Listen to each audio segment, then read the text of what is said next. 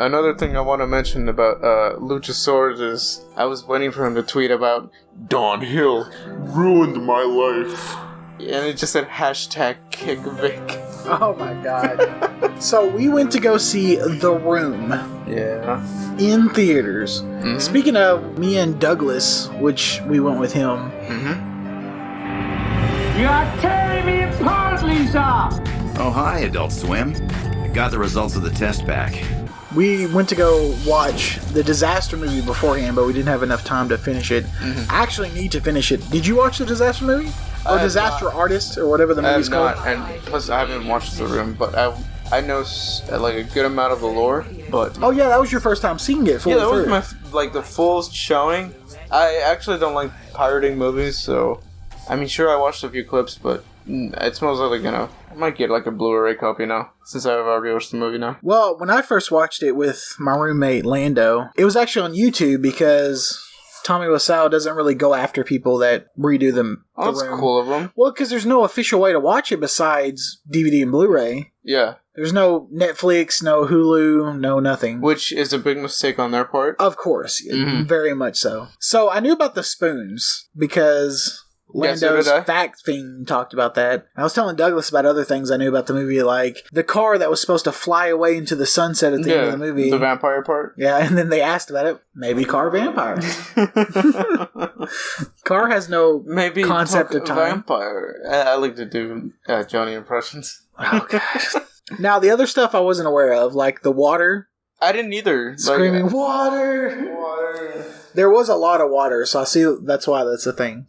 And then I think there was other references that people didn't get. Usually when there's more people, I assume there's more sayings. But since we went and, people are still dealing with COVID. There was still like a little under 30 in the theater. Yeah, 30, but... A lot more than I thought. I thought it was just going to be us and like one other person. No, I was expecting complete theater full, but I was wrong about that.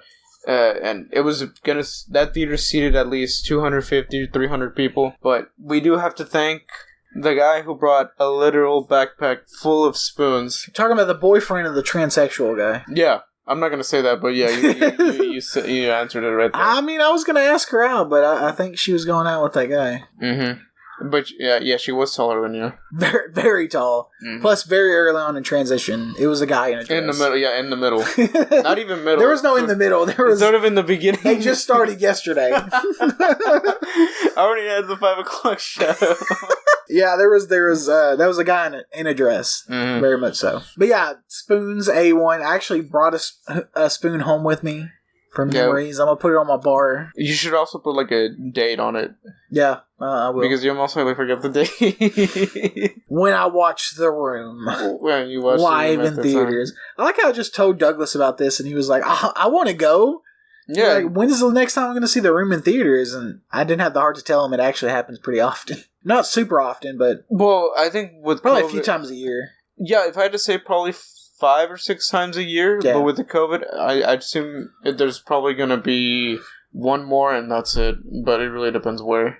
Well, it's just like when ABC reopened, the company I used to work for. Yeah. They had Shrek and Rocky IV playing. Well, they had all the Rockies playing. Mm-hmm. But I specifically like Rocky IV because that's when Apollo fights the Russian and you have the James Brown song, Living in America. So I went and watched that and I also watched Shrek because, like, when are you going to see Shrek in theaters again? Oh, yeah, you're right. Yeah, it's like, this is a once-in-a-lifetime opportunity.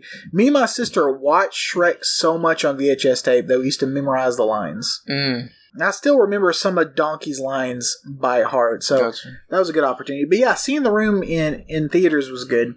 And I'd recently seen it not too long prior to that. Me and Lando decided to get some Big Daddy's chicken and some Clubhouse daiquiris, two of our favorite locally people of color owned establishments. And we sat down and watched The Room as he did his Pokemon cards in his binder. Yeah, I got you. But you didn't even know that there was a show in just that week. I didn't. It was all you. It was all me. I just randomly looked up a video, Command and Conquer, and I was just like, man, I just reminded me of The Room, and I just immediately watched the You're Tearing Me Apart, Lisa, and I was like, I wonder if they're showing The Room, and crazy enough, they were going to show it Friday that week on a Monday. I'm like, we gotta go. It was also, the last showing, because we were the last theater to let out. It was pretty late, though. Yeah, it was 10 p.m., and it's really weird, because usually I'm so used to theaters having shows at 12 or something like that. That theater had the smallest bar selection I've ever had. I had to get a Maker's Mark and Diet Coke. It was awful. I went to go get another one, but the bar had literally just closed. I was so sad because on the little menu, which was very limited, they did have a sour cherry vodka bomb. I was like, I want to try that, but I should have went earlier. I know. I was also had a little disappointment because we were trying to figure out what to get to eat, and we got Raisin Cane's, and literally there was a grilled cheese place, and I would have much preferred grilled cheese. You in this grilled cheese place? You mentioned it so many times. No, I think I mentioned it a few times. 3 times. Okay, but you mentioned more about your drinks. Yeah, because I wanted to drink it because I drank during the first time I watched it. And it is kind of crazy that you were telling Douglas. You were telling Douglas that he wanted a chicken sandwich and you just made him a grilled cheese? It was that same day. No, I didn't make him a grilled cheese. We talked about this. I made him a grilled chicken sandwich. Oh, it wasn't a grilled cheese? No. So we were working together and he was on a project that took a long time, so he couldn't take his lunch. Yeah. So I was like, what do you want to eat? And he was like, I kind of want a grilled chicken sandwich from like Chick-fil-A. Yeah. And I was like, I can make you a grilled chicken sandwich. So I literally got the ingredients at X-Mart. And then I went into the back and made him a ranch grilled chicken sandwich with bacon. It cost me like $10 in ingredients, though, for 2 sandwiches. Really? Did you get it from the deli area? Grilled chicken, and I microwaved it because it was like the chopped up version. Yeah. Then I got ranch, bacon, and then the deli bread. Buttered buns. Yeah, I think you might have overspent your hand there. Yeah, I freaking spent almost $10 on like 2 sandwiches, but that's what he wanted. He said they were really good, though, so... I got you. It is my 4th time being in this podcast. You know, I'm basically replacing Ghetto Kaiba. Yeah, well, Ghetto Kaiba's a bitch, so... And his horrible wife. Yeah, screw her. Who cares about her? Megan. Drake and Josh reference. And I'm just over here like, you will never see me quote myself saying, Don Hill ruined my life. I mean, he has ruined people's lives. And... I don't think I have. I think it's a little overdramatic that people keep saying that. That's my favorite quote. Don Hill ruined my life. That needs to be on a t-shirt, for real. Any last moment comments about the room?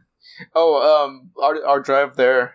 It felt very dangerous. I would not trust Douglas behind the wheel. Douglas's car is interesting. His driving is interesting.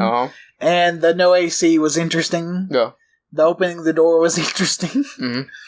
Yeah, I basically felt unsafe because he did not know his way around the highways and just see intersections, and I was literally sweating. But that was mostly because of other stuff, but I think that he played a bit of a part there. My favorite moment was the Tommy Wiseau advertisements for his clothing brand that I'm going to have to get. I would buy it. I'm going to have to get some. I'm going to TommyWiseau.com and getting some underwear. Oh, is that Tom's underwears? No.